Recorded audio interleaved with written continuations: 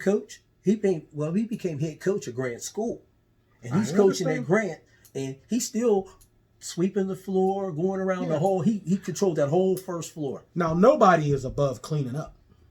Well, My point is, you he grabbed a few people, and it may not be the same. And you could tell me, you could tell me it may not be the same. Yeah, but when he was in the NFL, when you come back to a neighborhood, to some extent, you're a star. You're a star. So that's why you wouldn't be a janitor, because That's I would right. want my star. That's right. Even if I didn't do nothing, I was a superintendent or I was the principal of this school. When that star came back, he's not going to sweep my floors for a living. He's going to educate kids, or he's going to coach kids. And because he came from where he came from, he's going to oversee it all. Because he has an experience and he has that talent. And so, again, I just want to highlight that. So you go on, you're now at Big Red. I'm at Big Red. And as it relates to Mr. Jeter, he's now coaching down at Grant. He's head coach at Grant. You're coming in contact with new coaches. Okay. How is student, what year would that be? That's 1973, 74. You're a freshman. I'm a freshman, sophomore. You're a freshman, sophomore. And my life is changing at that time. Okay, your life is changing. And how is social life? Social life is as it relates to the black experience in Steubenville It's City, great because Steubenville we High had School. something no one else had. We had King IKO. Okay. And we had dances, and we had an event for kids. At the pool? And at the Masonic Hall or at the pool. But we had an IKO. We think, like you say, the whole world has a DJ and somebody looking after you and giving you an activity. So is he like a celebrity? Very much so. Okay. He was a leader in the community. His mom, his dad ran the Biggio Girls and formulated that. I don't know how that got started. And their march, they never would tell you. But Iko's dad would bring acts in and bands, and entertainment to the You graduated James Brown. You graduated in? I'm 76. Graduated in 76. Okay. So during your high school years, King Iko was a DJ. He had dances for you guys, and his parents were pillars of the community, so to speak. His dad was. His mom. We thought his mom owned the CRC, but she used to CRC. work she'd be in in the morning till 9 at night or 10 and run us out. You know, they only got paid 40 hours. Okay, so she was working overtime. She's working for free. Every day, just so you guys, because you Mr. had somewhere Cecil to Fletcher ran, right, and then Okay. other groups start coming along after that, and she even got me one of my first jobs, DJing at the skate. Okay, and you were how old? This is after you came. I'm 20. Yeah, this is later on in years. Okay, I'm 20. So you go through high school playing sports. I played sports for Big Red. I was lucky. A lot of people said I was very good. I got to play, and I think I was a good high school player. Right. And I did very well, but I wasn't as good as a lot of guys. I have to say. Right. A lot of guys could play, and a lot of guys had more athleticism, and but you made the team. I made the team. Exactly, because in some respect, as I would always say, other than politics and all that, whatever, there's the 20 best players that was at Big Red. 12 of them played on the team. I'd say, or at least 8 of them played on the team. You were one of them. Yeah. Okay. Yeah. So that's all we need to know, and that's what happens when you make a high school team. Right. That's the biggest thing. You say, hey, these are the best players. No different than in NBA. Right. There may be players that can play that didn't make the NBA, but these are the best players in the NBA in the world. Exactly. So you went through. You played just basketball. I played football my freshman year, and I got my shoulders dislocated. And Daryl Solomon, was the reason I quit. Yeah, and Wilbur Knight. Okay. Guys like that, I was only 100 pounds. Yeah. And when coach told me I didn't have to play no more, I ran around celebrating. Yeah, that's how it's supposed to work. Because I couldn't keep up. Only the strong survive. Only the strong survive. Now unless now we know if your dad hadn't been the coach, because that's how things work now. Yeah. Your dad's a coach, your granddad's a coach, your uncle's a coach. Yeah. You can find there's a place on the team for you somewhere. And possibly in the starting lineup, somewhere you ain't got no business being. But in your case, like you said, the way you're supposed to get weeded out is you're not one of the better players. Right. And so because you didn't have the stature. In my class, I think there was, I had one of the best classes in basketball history. As freshmen, there was 11 minorities on the team, blacks, and we beat everybody. Is that right? When I was a senior, I had to be one of the key players from point guard, and I wasn't that type of player. Right. Brian Holmes, I had super play, and he was hurt, but it was hard. Yeah. But there was better guys than me in the hallway. Nice.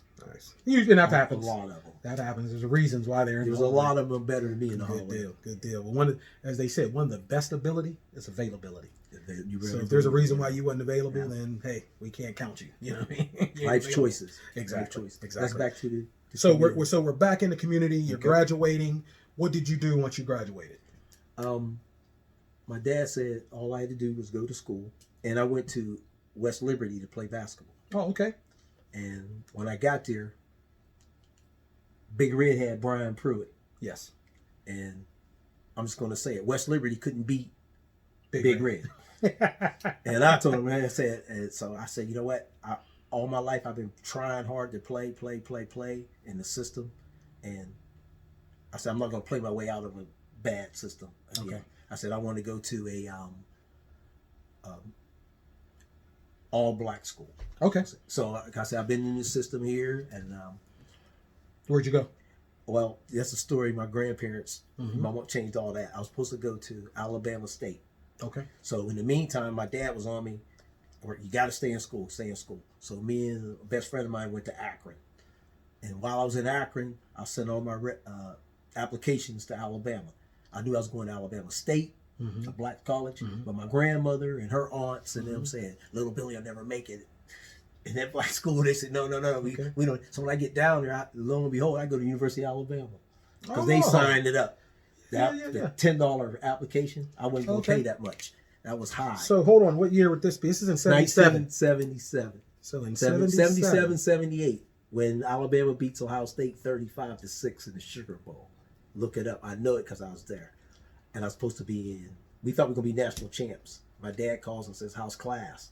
You know what I mean? I'm at the Sugar Bowl. So hold on. New Orleans. So we're in 1977. 77, 78, New Year's Alabama's the heart of the civil rights movement and one of the most, other than Mississippi, probably the most racist state. The most. There is. Some of the biggest things that happened in our civil rights movement happened in Alabama.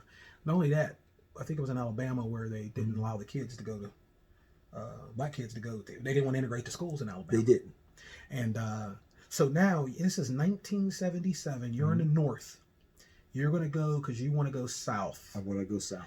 I've been going there every year of my life, though. And you wanted to go. My family's on. Your family's down there. That's fine. Every year of my life. But you wanted to go to Alabama State, which is an HBCU. Alabama State. That's right. And your parents saying you'd be better off at the state school, which is probably at that time 90% white.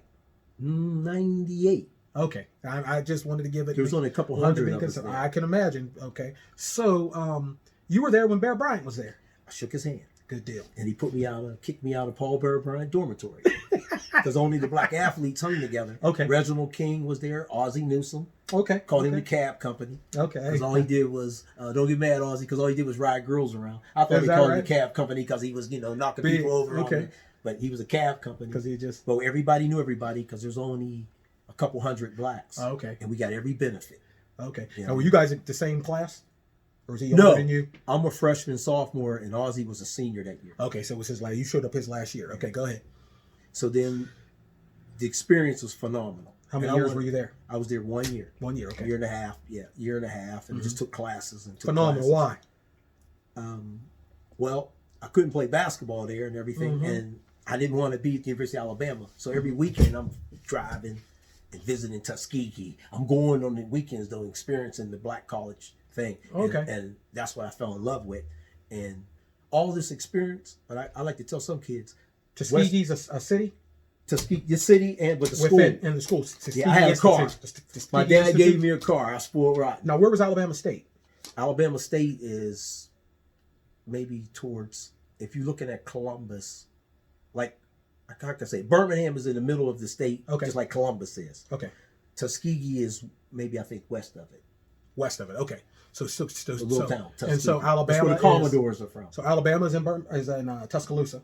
Tuscaloosa is 30 miles from Birmingham. And that's where you were. Where you were in Tuscaloosa on the quad. Alabama State is in Birmingham. No, it's west of all that. But what's the name of the smaller town? It's a small Tuskegee. Is the name of the town. Oh, Alabama State is in Tuskegee. Yeah, I see. Okay. No, Alabama Tuskegee Institute is in Tuskegee. You went there just to but I'm visiting black schools everywhere. But where you originally wanted to go was Alabama State, and it was where in relation to Alabama. It's close to maybe to Montgomery. But it's in Alabama. Yeah, I know that. Small town. I just was trying to get because I was just trying to think of where you ended up at. My cousins where you wanted there. to go, but you still had a great experience. Great experience. Okay. If I had to do it again, I would say that was the best thing for me. Maybe at that time, you're young, going fast. I had a job. My dad gave me a car. Like I said, I was spoiled, and I think I would have been. I can't say I wouldn't have been better off in a black college because when I was there, I loved it. Is that right? Loved it. So let me ask you this. This is a positive show, but it's still a factual show. It's a factual show, right? I believe there's a lot of people like me. I only know the struggles of the black experience in the 60s and 70s through movies. And some very little of people telling about it. We don't. I don't know if people understand this, but there, at least in my family and other people's, there's friends of mine. There's not a lot of talk about that time and what we supposedly experienced. All the oppression, all the rights being violated, all the Ku Klux Klan, the water fountain being colored, all these things. It's amazing. This is why black people are so strong. You tell this story about a great experience in the 70s. And I can think of two or three. It was great, but I ain't saying it was a good time now because it was just prejudice. You can't stay at. We used to drive through certain towns, couldn't buy gas. That's how old I am. We used to go through Eufaula, and that meant you couldn't stop. Yeah. There was no restaurants, and sports-wise, you didn't use the same. But even though it was integrated, you couldn't go there. We knew this. You couldn't go there. Billy, me and you talk about stuff. You wouldn't believe it, man. We talk about. I loved it, and my love sometimes blinds you. But it's a time where, if like you see guys, I hate to say it, interracial dating a white girl was out. Yeah, and let me just say this: you tell the story, the story, and most people do. They tell it a lot. Black people will tell a story of their childhood, and it could have been in the 60s, 70s, 50s. They will tell this story in a way that there was no problems. Now, we do this all the time. But to me, right there, is part of the reason why psychologically, when somebody says there needs to be reparations, that there are people, black and white, that think that, no, we don't need to have that. The reason is because most of what pain and suffering should be, the facts and the foundation of reparations is unpaid labor. Right. Is building something that you've never got paid for. So you're owed that. That's just flat out foundational. That's that's facts that can be shown. But another part of when you owe somebody something is pain and suffering. Right.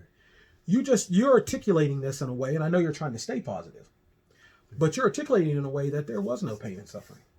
Oh no. I understand that, and I understand that, but I just want to. What I want to do is I just want to leave context because that's what I'm waiting to hear. When you said you went to Alabama, I'm thinking, oh yeah, let me tell you what happened to me down in Alabama. Let me tell you how they used to treat me in Alabama.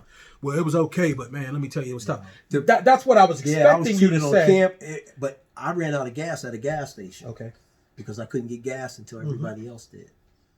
Is that right? I mean, I can't feel, a white guy comes or somebody they know, but I was at a gas station and ran out of gas. So that'll tell you right there. And so the reason you ran out of gas was because you were in line, but if somebody came back you, they had to go in front of you. No. You had to wait till they're all gone. Until it was a clear lane.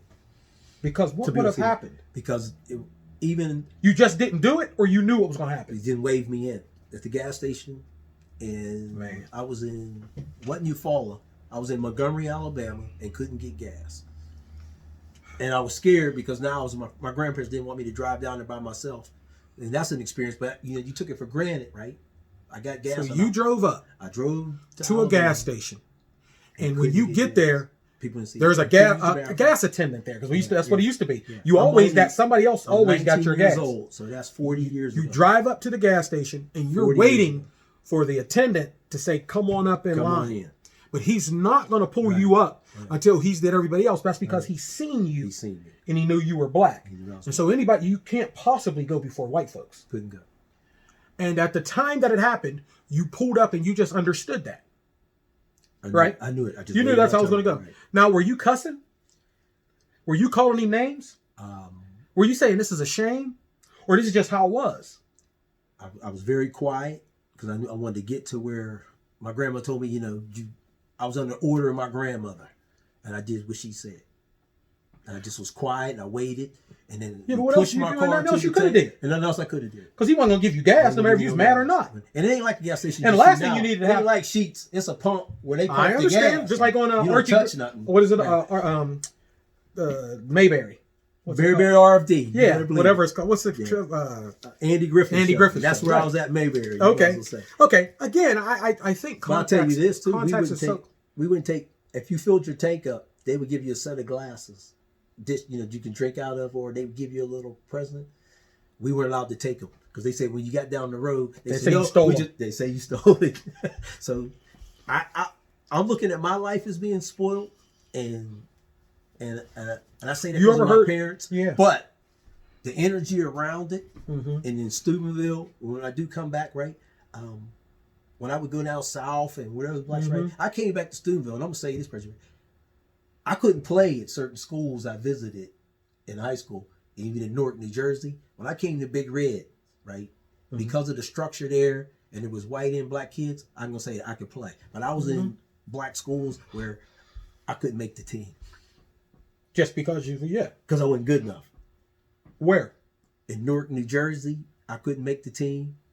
In Dothan, Alabama, it was called Dothan High. Starting.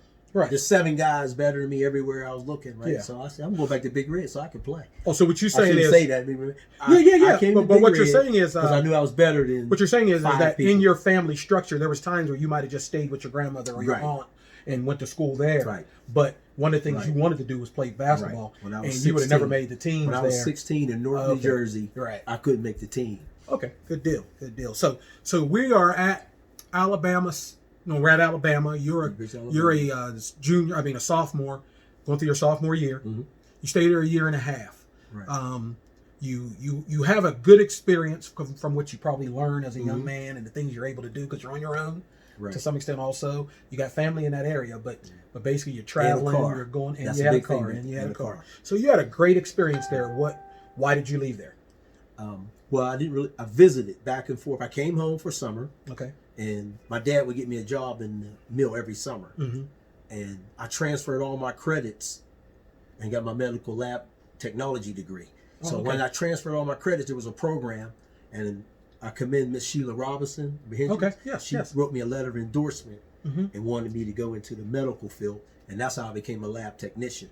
Where did you get that degree? I got that at Jefferson Community College. Jefferson Community College. But okay. I associate's degree, I assume it was? Yes. And all I did was sit through the classes because I had already accumulated so many credits. Okay. Which free through Governor Wallace. I went to school free in Alabama. You better be quiet about that. Yeah, but the programs that they do now was free in Alabama. Okay. And so you chose that just for something to choose, or did you really have some kind of passion in the medical field at first? I was inspired by Miss Sheila Robinson at the time, right? Because she was a lab technician, and everybody wanted to be a doctor and all that. Then people told me your whole life is committed to work. And Jackie Robinson. Yeah. Miss Jackie, she just passed. Miss Jackie was, and her brother always said, "My sister's this." Preston. So you need something. No, Preston is their nephew. That's their nephew. Ernest Robinson. No, I meant her brother. I meant Preston Senior. Oh yeah, Preston. Yeah.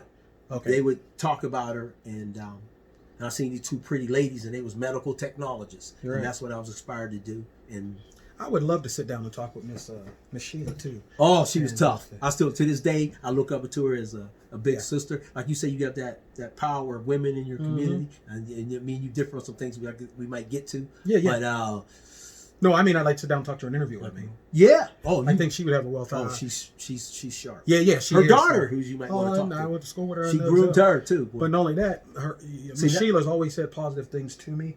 I know, and I know from Stephanie how powerful she must be. And I talked to her husband a lot and stuff, but I haven't never sat down and talked with her. But I think just the story that she could tell me about how she helped you. Yeah. I just think that's the kind of woman she is, and I think she needs to be able to tell her story and the story of Steubenville from her eyes too, which is what this is about. But anyway, so where we're at now is you have come back to Steubenville, graduated from Jefferson.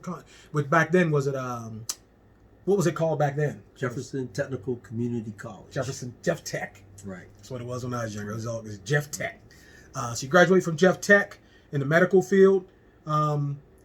This is now probably what, close to 1980? Yep. Around 1980. Yep. Then I become a father. And you become a father. Okay. So you become a father. What was that like? Was it a surprise? Were you equipped? I was equipped because well, you was equipped. I'm gonna say this ahead of time. No, you was equipped for some other reason. What was the reason you was equipped? Well, to take care of. No. You was equipped because why? I was spoiled and had a job. Spoiled part. Who was doing the spoiling? My parents. You had family. I had family. You had a strong family. Strong from family. what I hear. And she had a strong family. So there was no way you weren't going to be able to. The Washingtons was a strong family. And the Washingtons, so. Right. Okay. I just wanted to say that just because ultimately. Very strong. You are only as good as your support Only system. as good. Yeah. And if you're still strong without that, you're a special person. Not that you're not. But that's a different type of quality. Like when Harriet Tubman was freeing the slaves and she was just by herself, that's a different type. That's a different type of bravery, and that's a different type of structure. Then was different. Yeah. Mr. Washington could tell me to sit down and be quiet, right. Mm-hmm. You know, even though I was marrying his daughter or was a grown man. Right. Parents could do different things. Yeah, because there was respect. We went to the house. There was just ultimate respect for our elders. Yeah, it was different. And I want to park there real quick. Is that something you would say is different now? Very. Is that something you think changed in the 80s and 90s? Because we're getting ready to come up into the 80s and 90s. I think they broke the structure, start leaving. It was my generation start going to church. Okay. And once the churches broke down, and then all the grandmothers seemed to not die off, but all the women in our lives that kept the house, the men ran the house, but the women kept it together. And without them, I just don't know how we did anymore. But they would say, for instance, it takes a community or a village to raise a child. Disagree. You show one strong black woman, she can raise 10 kids.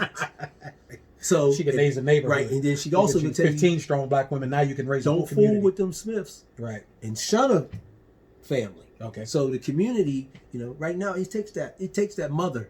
Like you say, that's why mothers are everything. But and again, there's another, and again, I just want to try to highlight us and when we're trying to come to solutions or trying to figure out some things we can do in the community, to understand what that meant. Right now, if you would say that now, women need to be at the home and keep the family, it's always assumed that you're trying to put women down.